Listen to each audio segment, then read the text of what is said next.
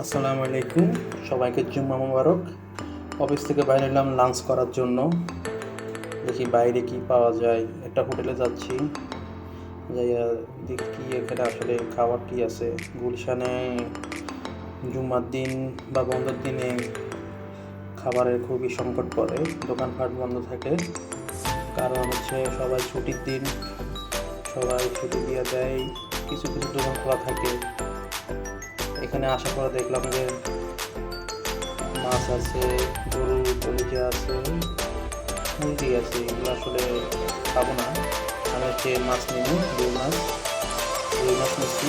আর হচ্ছে লাউ নিচ্ছি, লাউ আর রুই মাছ দিয়া আজকে লাঞ্চ করবো।